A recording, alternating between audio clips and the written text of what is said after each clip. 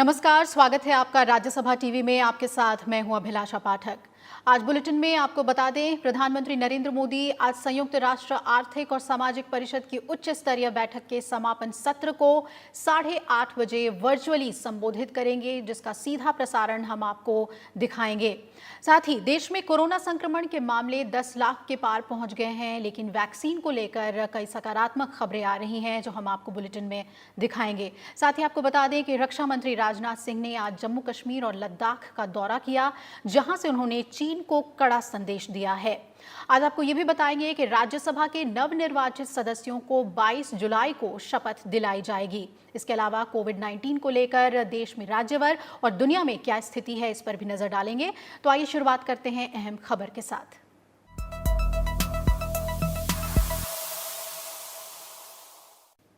Bulletin में सबसे पहले बात दुनिया के सबसे बड़े मंच से थोड़ी देर में प्रधानमंत्री नरेंद्र मोदी के महत्वपूर्ण भाषण की।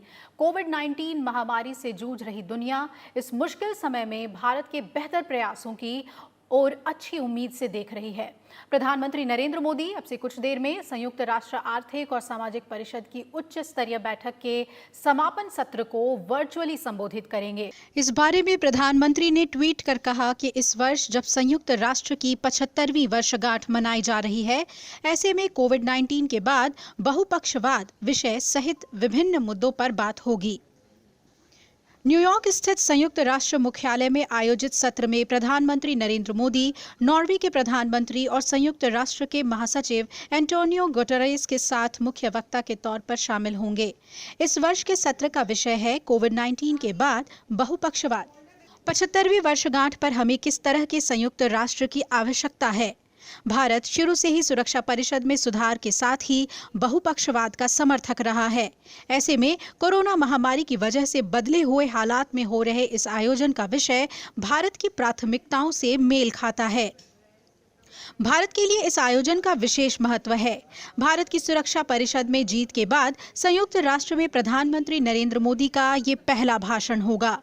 इस साल 17 जून को भारत भारी बहुमत के साथ 2 साल के लिए सुरक्षा परिषद का गैर स्थायी सदस्य चुना गया था। प्रधानमंत्री ने इससे पहले जनवरी 2016 में संयुक्त राष्ट्र आर्थिक और सामाजिक परिषद की 70वीं वर्षगांठ पर मुख्य भाषण दिया था। देश में कोरोना संक्रमण के मामले 10 लाख के पार पहुंच गए हैं। एक दिन में रिकॉर्ड करीब 35,000 मामले सामने आए हैं। वहीं 25,000 से ज्यादा लोगों की मौत अब तक इस वायरस से हो चुकी है। हालांकि भारत दुनिया के सबसे ज्यादा पीड़ित देशों के मुकाबले बेहतर स्थिति में है। प्रति 10 लाख लोगों में कोरोना वायरस संक्रमण के 658 मामलों के साथ भारत इस वक्त 106वें नंबर पर है। भारत में हर 10 लाख लोगों पर मामलों की संख्या यूरोपीय देशों में 4 से 8 गुना कम है। 15 जुलाई तक भारत के मुकाबले रूस में 8 और अमेरिका में 16 गुना अधिक प्रति 10 लाख आबादी पर कोविड-19 के मामले हैं। पिछले 24 घंटे में 34,956 नए मामले सामने आए हैं, जबकि 688 लोगों की मौत हुई है। देश में कोरोना वायरस के कुल मामलों की संख्या बढ़कर 10,03,832 हो गई है। वहीं इस महामारी से अब तक 25,602 लोगों की जान भी जा चुकी है। कुल संक्रमण के मामलों में से 63.33% ठीक हो चुके हैं। आंकड़ों के अनुसार देश में अभी तक कोविड-19 के 6,35,756 मरीज ठीक हो चुके हैं। पिछले 24 घंटे में करीब 23,000 लोग ठीक हुए हैं। वहीं 3,42,473 एक्टिव मामले हैं। ICMR के अनुसार अब तक 1,30,00,000 से ज़्यादा लोगों की कोविड-19 की जांच की जा चुकी है, जिनमें से पिछले 24 घंटे में 3,33,000 से अधिक लोगों की जांच की गई। देश में कोरोना वायरस के मामलों की रफ्तार पर नजर डालें तो केरल में 30 जनवरी को भारत में पहले कोविड-19 मामले का पता चला था। इसके 125 दिन में 3 जून को भारत के कोरोना वायरस केस का आंकड़ा 2 लाख तक पहुंच गया। फिर 18 दिन में संक्रमण की संख्या 2 लाख से 4 लाख हो गई और 11 दिन में 4 लाख से 6 लाख आंकड़े को पार कर गई।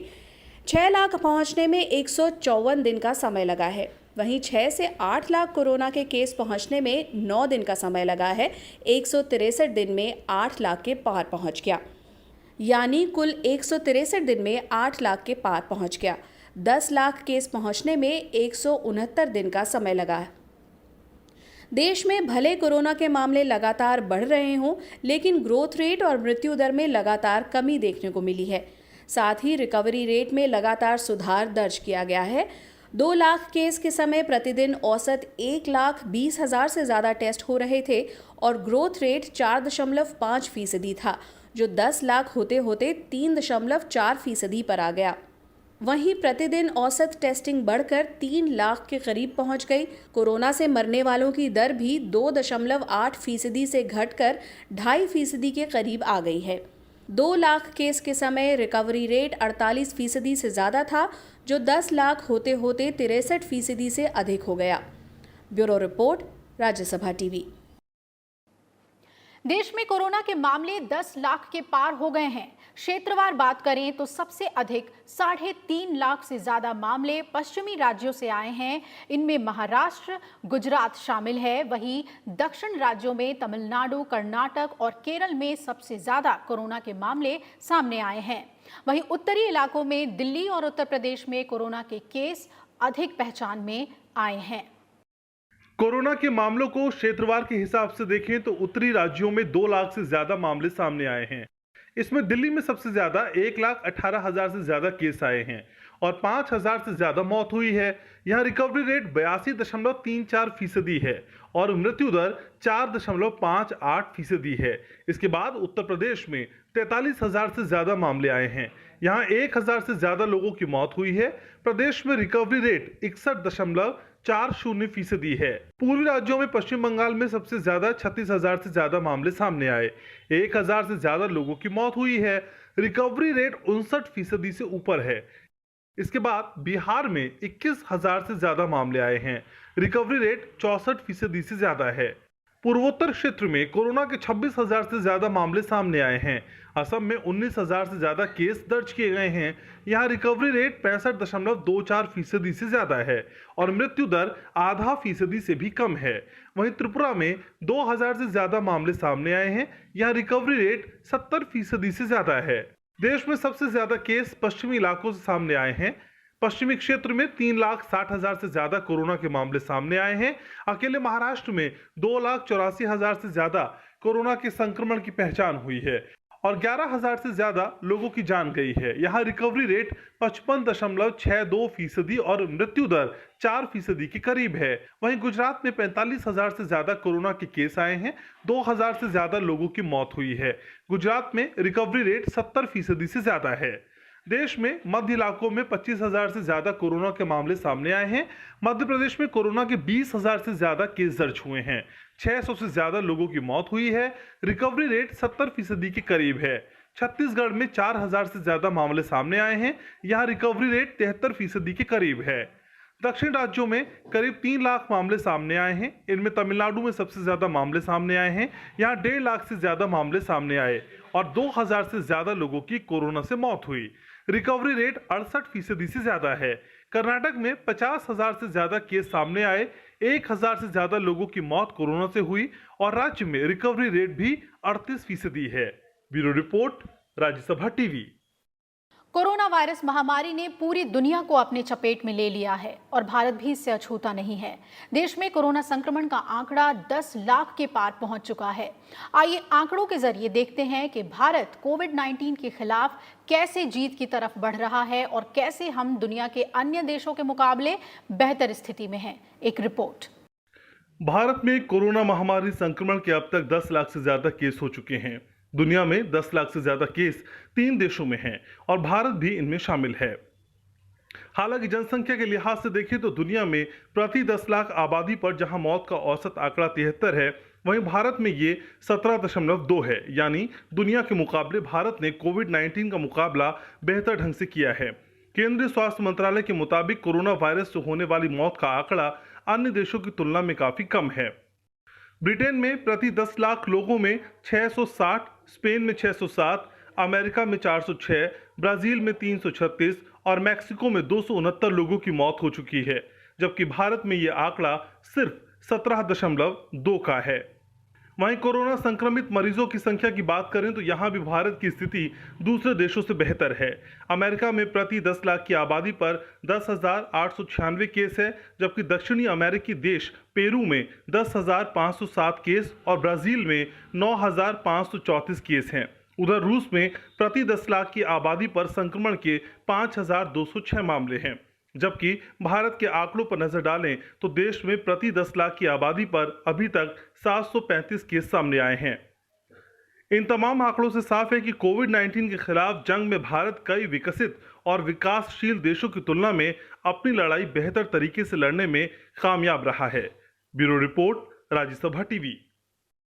अब बात करते हैं कोरोना वायरस से जुड़ी वैश्विक खबरों की। कोरोना को हराने के लिए वैक्सीन पर पूरी दुनिया की नजरें हैं। क्या कुछ है इस पर बड़ी खबर, देखिए इस रिपोर्ट में।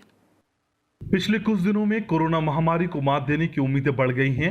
इसका कारण है दुनिया भर में चल रहे वैक्सीन के परीक्षण। कुछ नतीजे सामने आए हैं जिनसे उम्मीद भी जगी है, जिनमें ब्रिटेन के ऑक्सफोर्ड विश्वविद्यालय ने कोरोना वायरस के खिलाफ दोहरी सुरक्षा देने का दावा किया है। अमेरिका से भी वैक्सीन को लेकर बड़ी खबर आ चुकी है।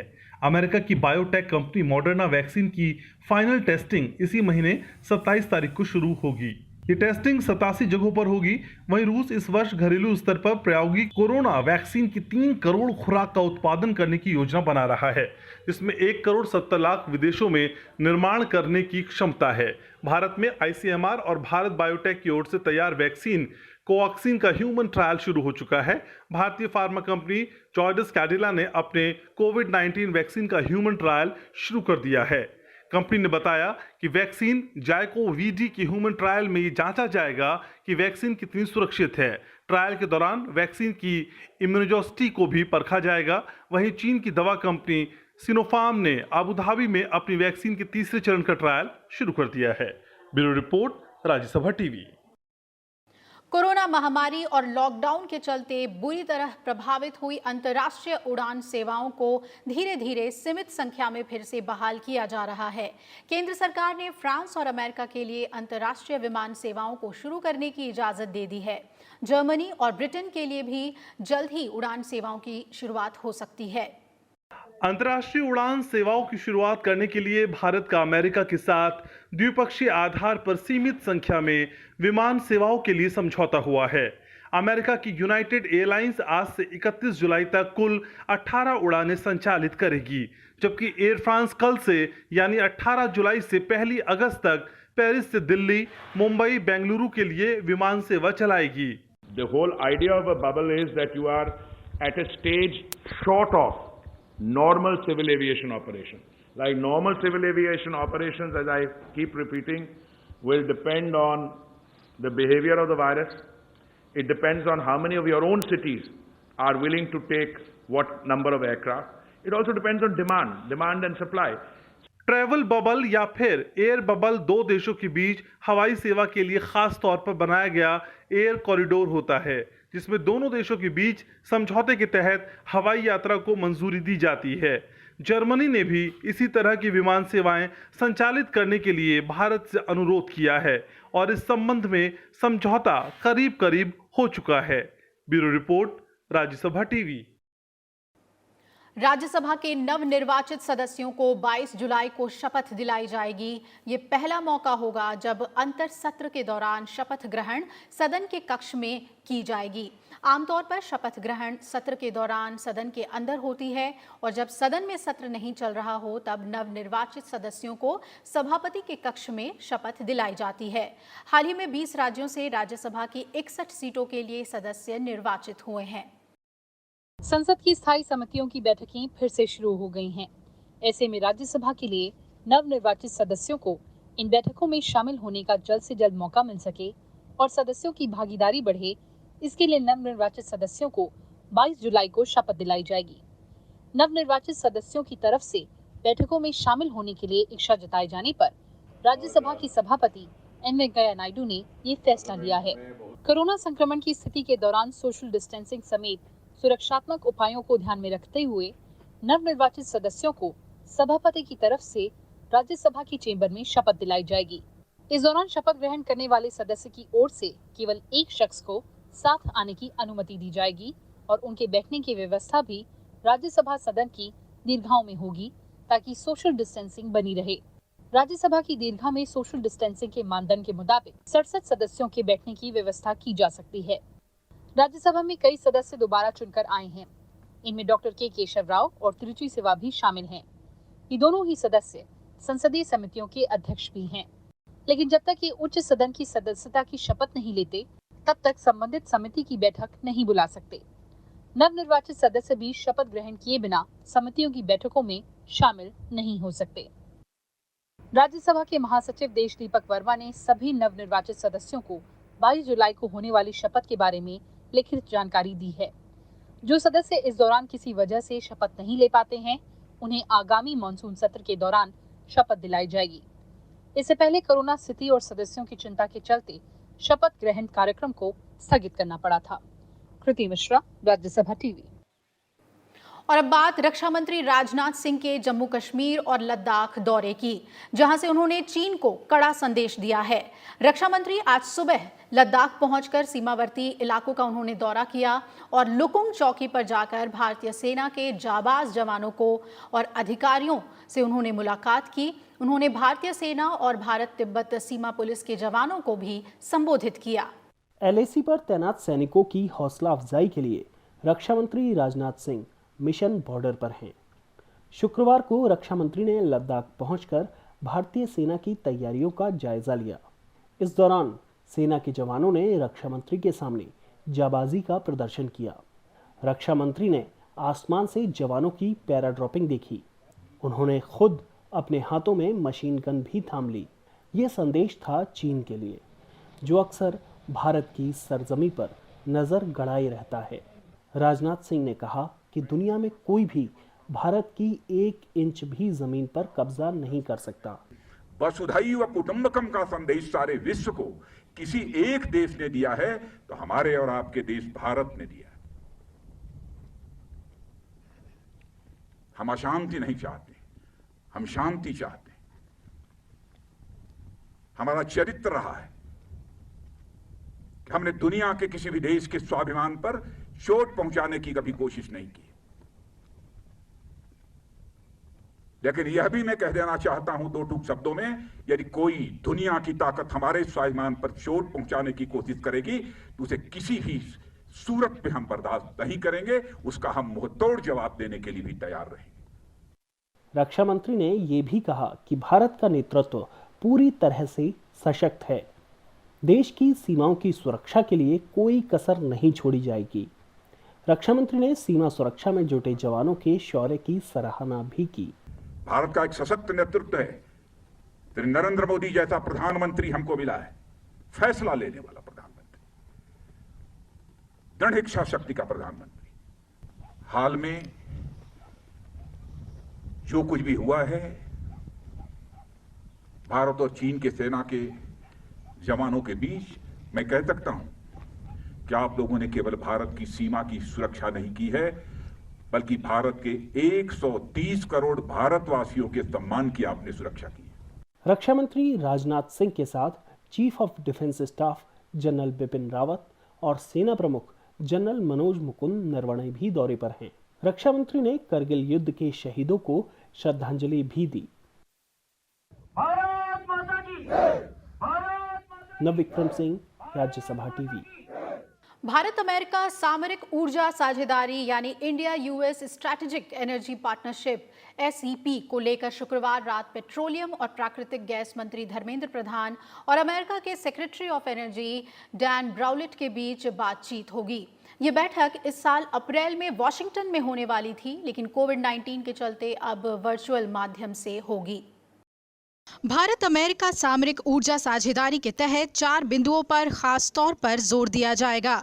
ये बिंदु हैं तेल और गैस, शक्ति और ऊर्जा दक्षता, नवीकरणीय ऊर्जा और सतत विकास।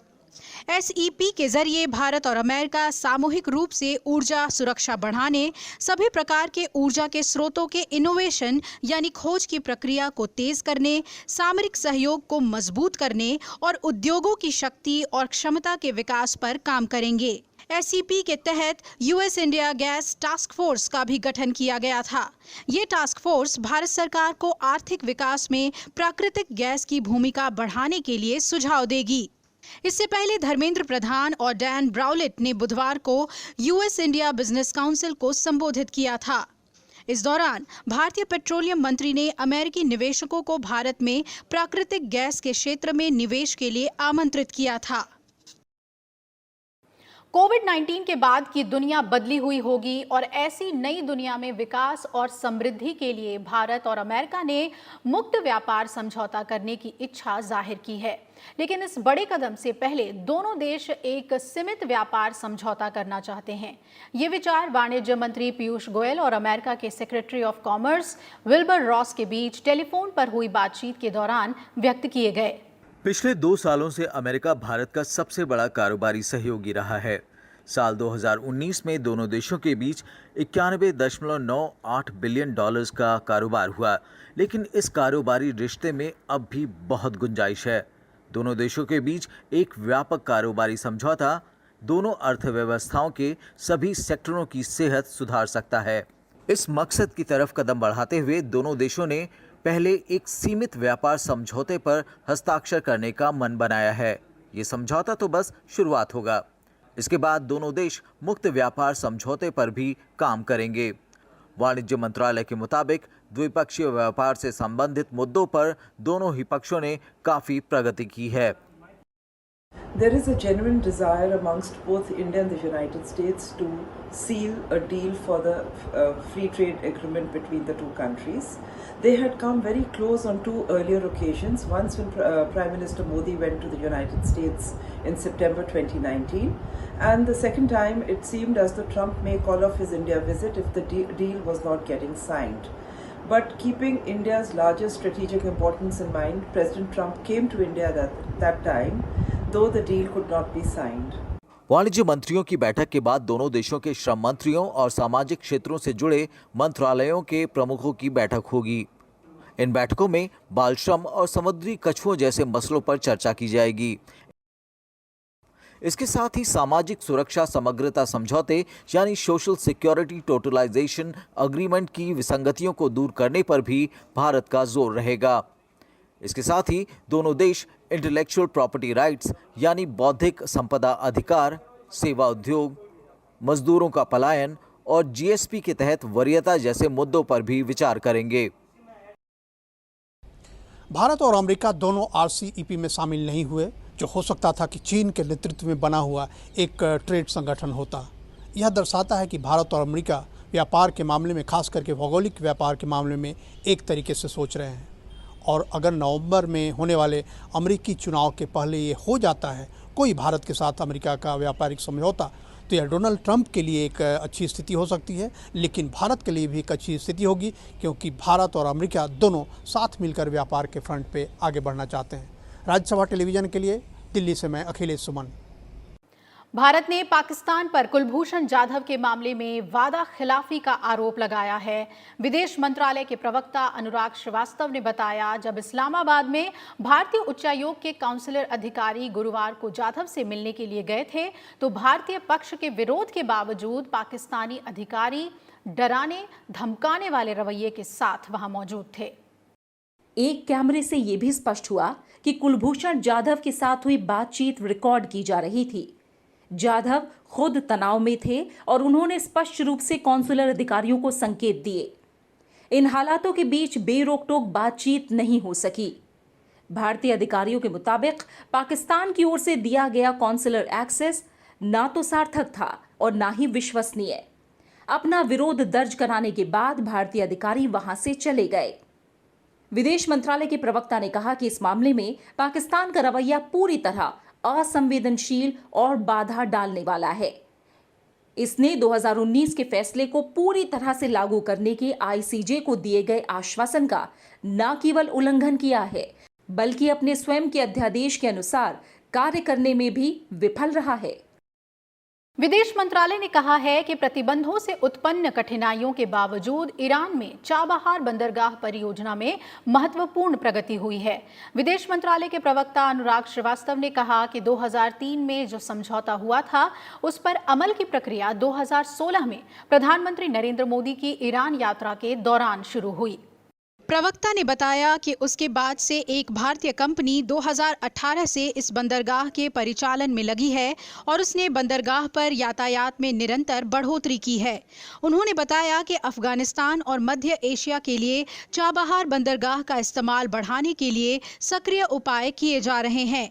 अनुराग श्रीवास्तव ने कहा, प्रस्तावित चाबहार जाहिदान रेलवे लाइन परियोजना की व्यवहार्यता का मूल्यांकन करने के लिए भारत ने इरकॉन को नियुक्त किया है। इरकॉन इस बारे में ईरान के रेलवे मंत्रालय के अंतर्गत वहां की एक कंपनी CDTIC के साथ मिलकर काम कर रही है। There has been significant progress on the port project. An Indian company has been operating the project since 2018 and has steadily scaled up the traffic at the port. Since December 2018, 82 vessels have been handled there, including 52 in the last 12 months alone. The port has handled 12 lakh tons of bulk cargo and 8,200 containers. Proactive measures are currently underway to increase the usage of Chabahar port both for Afghanistan and Central Asia. BJP के राष्ट्रीय महासचिव राम माधव ने कहा है कि जम्मू कश्मीर में धारा 370 का इस्तेमाल राजनीतिक फायदे के लिए किया जाता था और ये बात स्थानीय लोगों को अब अच्छी तरह से समझ में आ गई है। जम्मू कश्मीर से धारा 370 को हटाए हुए 1 साल पूरा होने को है और इस अवधि में घाटी में आए सकारात्मक बदलावों पर उन्होंने राज्यसभा टीवी से खास बातचीत की। राज्यसभा टीवी से खास बातचीत में बीजेपी महासचिव राम माधव ने कहा कि अनुच्छेद 370 की आड़ में जम्मू कश्मीर में देश विरोधी गतिविधियों को अंजाम दिया जाता था। आतंकियों को शह मिलती थी और बच्चों को भ्रमित किया जाता था। लेकिन प्रधानमंत्री नरेंद्र मोदी के नेतृत्व वाली सरकार ने धारा 370 को खत्म किया और अब घाटी में तेजी से विकास हो रहा है। It did not benefit the ordinary man on the street. It only benefited the rulers, the chief ministers, the ministers. They were behaving like royals, like Shahanshahs. But the ordinary people really did not get anything out of that special status. Now, the people of the valley, contrary to the predictions or rather expectations of some of the opposition party leaders in our country, they were quite open. They seemed to be quite open to experiencing the new status. Jammu Kashmir में राजनेताओं की हत्या के मुद्दे पर राम माधव ने कहा कि आतंकवाद की राजनीति अब नहीं चलेगी। उन्होंने ये भी कहा कि जम्मू कश्मीर को सही समय पर पूर्ण राज्य का दर्जा वापस दिया जाएगा। कृति मिश्रा, राज्यसभा टीवी।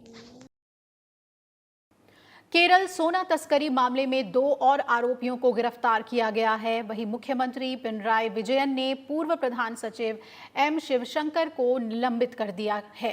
विपक्ष इस मामले में केरल के मुख्यमंत्री के इस्तीफे की मांग पर अड़ा हुआ है। इस बीच मुख्य आरोपी सरित कुमार को NIA की 7 दिन की कस्टडी में भेज दिया गया है।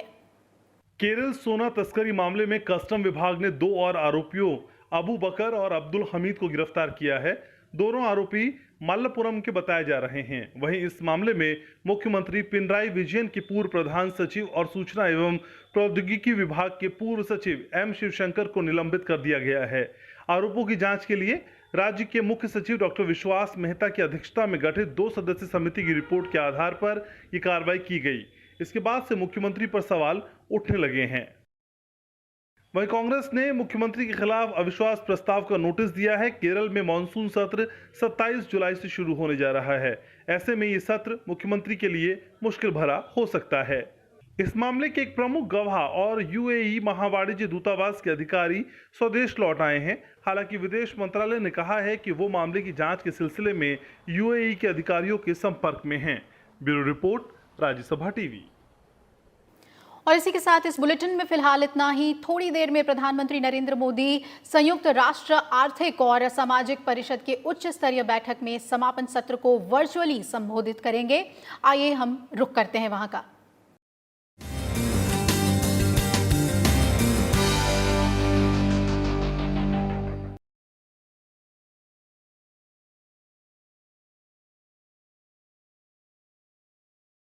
75th anniversary of the founding of the United Nations. It is an occasion to recognize the UN's many contributions to human progress. It is also an opportunity to assess the UN's role and relevance in today's world and to shape a better future for it. Excellencies, India was among the 50 founding members of the United Nations immediately after the Second World War. A lot has changed since then. Today, the UN brings together 193 member countries. Along with its membership, the expectations from the organization have also grown. At the same time, multilateralism is facing many challenges today. Excellencies, from the very beginning, India has actively supported the Union's development work and ECOSOC. The first president of ECOSOC was an Indian. India also contributed to shaping the ECOSOC agenda, including the Sustainable Development Goals. Today, through our domestic efforts, we are again playing a salient role in achieving Agenda 2030 and the Sustainable Development Goals. We are also supporting other developing countries in meeting their Sustainable Development Goals. Excellencies, India is home to 1/6 of humanity. We are mindful of our weight and responsibility. We know that if India succeeds in achieving its development objectives, it will go a long way in achievement of global goals. And so we have taken whole of society approach by engaging our states, our local governments, our civil society, communities, and our people. Our motto is Sabka Saath, Sabka Vikas, Sabka Vishwas, meaning together everyone's growth with everyone's trust. This resonates with the core SDG principle of leaving no one behind, be it access to nutrition, health, education, electricity, or housing. We are making great progress through our inclusive programs. Excellencies, last year we celebrated the 150th birth anniversary of the father of our nation, Mahatma Gandhi, by achieving full sanitation coverage in our 600,000 villages. In 5 years, we built over 110 million household toilets, which improved our rural sanitation cover from 38% to 100%. Our massive awareness generation programs are empowering our women. We have achieved gender parity in elementary and secondary education. Nearly 70 million women in rural India are part of self-help groups under our livelihood mission. They are transforming lives and livelihoods of a big scale. Over 1 million women are elected representatives of our local governments, leading the process of participatory development. In the last 6 years, we opened 400 million bank accounts for the unbanked, out of which 220 million are owned by women. We have leveraged the power of technology for financial inclusion. This is based on the trinity of a unique identity number, a bank account, and a mobile connection for everyone. It has allowed us to make direct benefit transfer of $150 billion to over 700 million persons. Our food security program reached 830 million citizens. Our Housing for All program will ensure that every Indian will have a safe and secure roof over her head by 2022, when India completes 75th year as an independent nation. By then, 40 million new homes would have been made under this program, more than the total number of households in many countries. Today, our Ayushman Bharat scheme is the world's largest health protection program, covering 500 million individuals. In the fight against COVID, our grassroots health system is helping India ensure one of the best recovery rates in the world. We are also on track to remove TB by 2025. Other developing countries can learn from the scale and success of India's development programs. And for the technologies and innovations we have deployed, it is this realization that underpins India's own development partnership with the Global South. Excellencies, while marching forward on the path of development, we are not forgetting our responsibility towards our planet. Over the past few years, we have reduced 38 million tons of carbon emissions annually. This was achieved by electrifying our villages, providing clean cooking fuel to 80 million poor households, and introduction of energy efficient measures. We have set a target to install 450 gigawatt of renewable energy and restore 26 million hectares of degraded land by 2030. We have an age-old tradition of living in harmony with nature.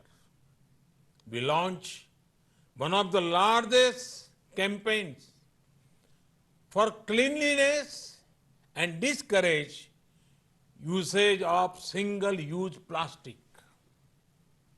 Internationally, our initiative to set up the International Solar Alliance was a practical manifestation of climate action.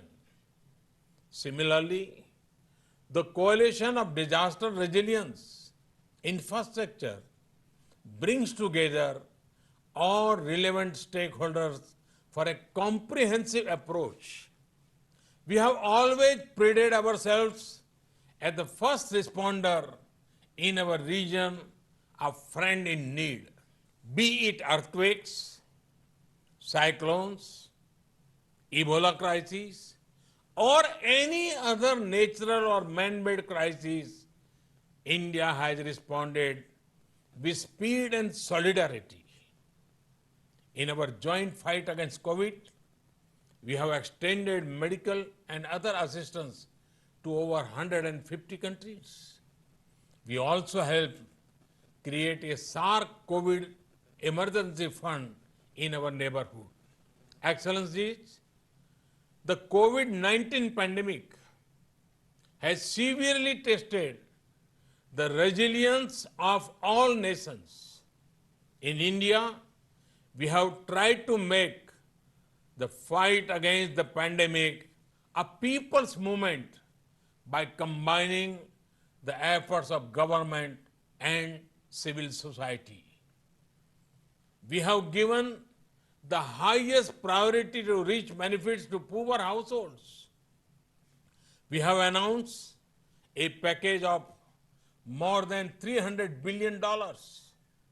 It will bring the economy back on track, build modern infrastructure, and put in place a technology-driven system. We have put forward a vision of Atmanirbhar Bharat, a self-reliant and resilient India integrated with the global economy. Excellencies, India firmly believes that the path to achieve sustainable peace and prosperity is through multilateralism. As children of planet Earth, we must join hands to address our common challenges and achieve our common goals. However, multilateralism needs to represent the reality of the contemporary world. Only reform multilateralism with a reform United Nations as its center can meet the aspirations of humanity. Today, while celebrating 75th years of the United Nations, let us pledge to reform the global multilateral system to enhance its relevance, to improve its effectiveness, and to make it the basis of a new type of human-centric globalization. The United Nations was originally born for the furies of the Second World War. Today, the fury of pandemic provides the context for its rebirth and reform. Let us not lose this chance. Excellencies, India has been elected to the United Nations Security Council at this very important time. With our deep commitment to maintaining global harmony, to improving social economic equity, and to preserving nature's balance, India will play its role in full support of the UN agenda. Namaskar. Thank you very much. Thanks. तो आप प्रधानमंत्री नरेंद्र मोदी को सुन रहे थे। संयुक्त राष्ट्र आर्थिक और सामाजिक परिषद की उच्च स्तरीय बैठक को आज उन्होंने वर्चुअली संबोधित किया और कई अहम बातें कही। जुड़े रहिए राज्यसभा टीवी के साथ। नमस्कार।